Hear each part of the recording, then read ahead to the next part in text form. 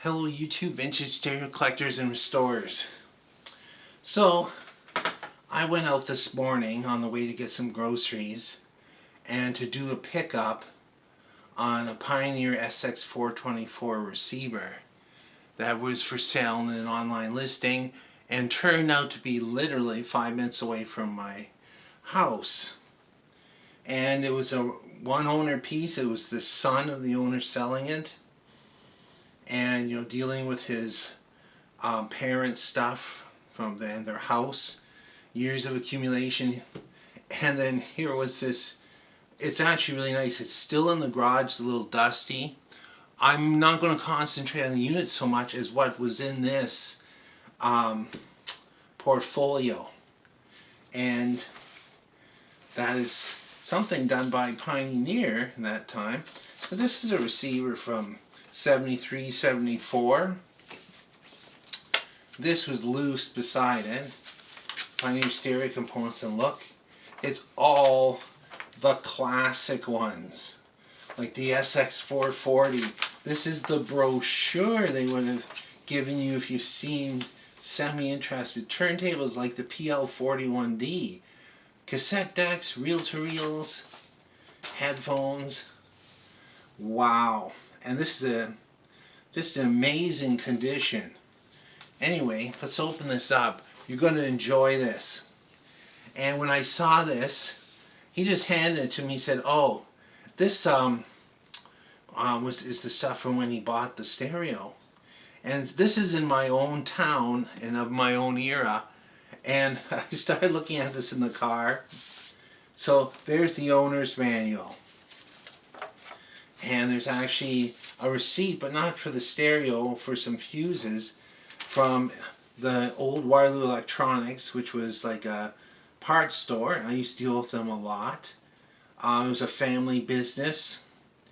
You can see that fuses, for instance, 5 fuses was $1.75.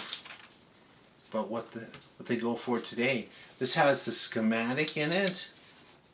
That's really nice. Pioneer, and I mean, you don't get that nice a owner's manual with anything anymore. So I'm just going to move that over here.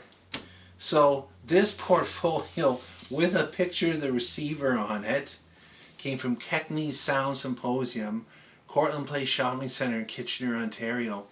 And I know where that is. I figured where that is. And it's a store I actually never went through, although I've heard of it.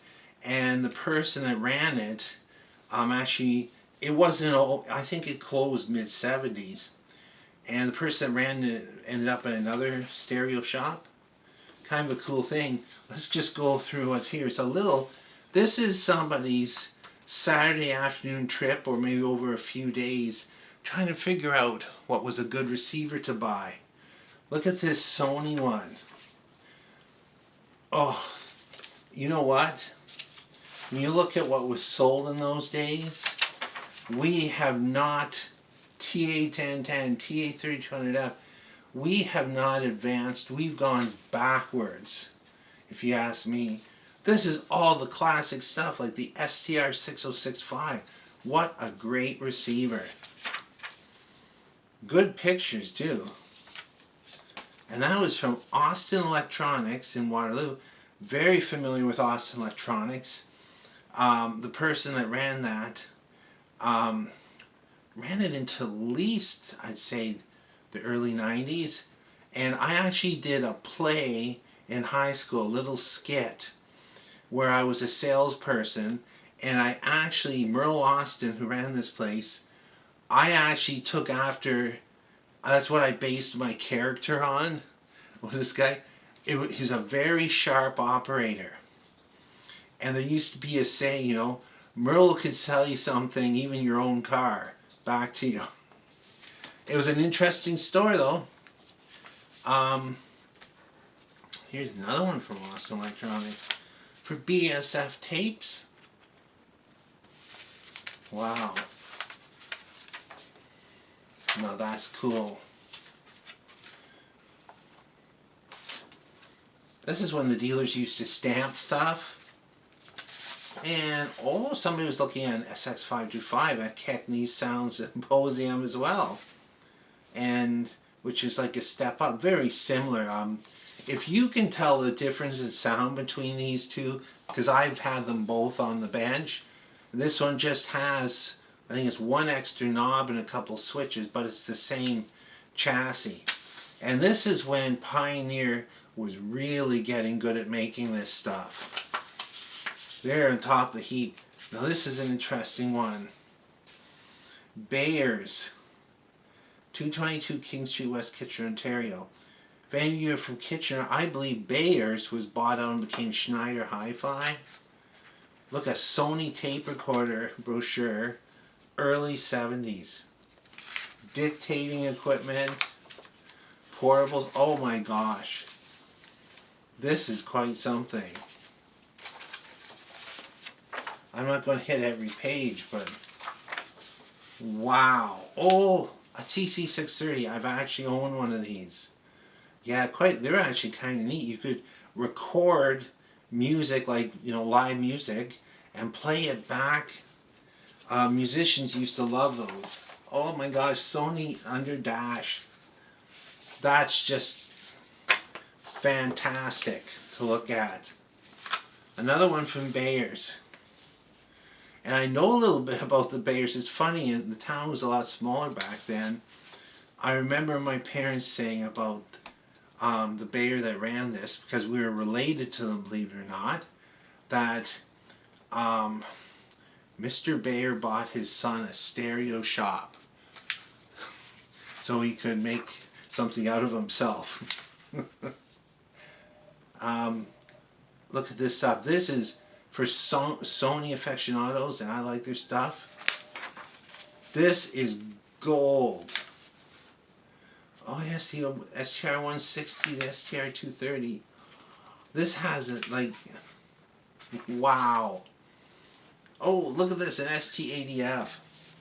This is like unreal.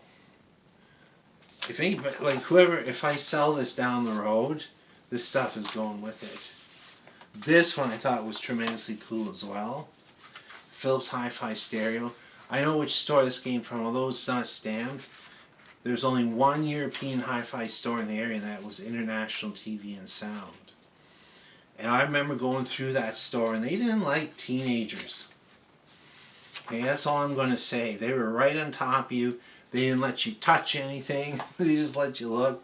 And they would say, that's just too expensive for you to look at. Look at this, a comparison sheet. Oh, smokes with prices. Wow. So I believe these prices are in marks. Yeah, this is in German. Wow. You could go on looking at this stuff for hours. Yeah. So it's a price list for this stuff, and back in those days, this was more expensive than Japanese stuff. And there was quite a bit of snobbery. I remember going into this store to apply for a job to be a tech. And they asked me what I worked on. I told them a bit about what I worked on, and they didn't like it that I had worked on Japanese stuff. They called it trash.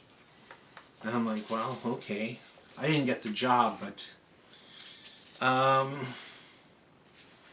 yeah, Philips. They had Philips Telefunken. These are really expensive. Like this combination number 1, 9 watts here, just $228 for the receiver, 546 marks for the combination. Might be Canadian money. It doesn't really specify. But this is all interesting reading. Somebody went out and they ended up taking the SX424 home in their car. And it just makes me think about all the great stereo shops there used to be. There were so many. Mid-70s when I got interested in it, up through the 80s, there are quite a few, and it was very common. We didn't know we were in a golden era in that age. Like, it was just, well, this was just this was a good stereo and this was a good one. That one, didn't like it as much. To be perfectly honest, I had a similar portfolio like this. I don't have any more of Yamaha stuff.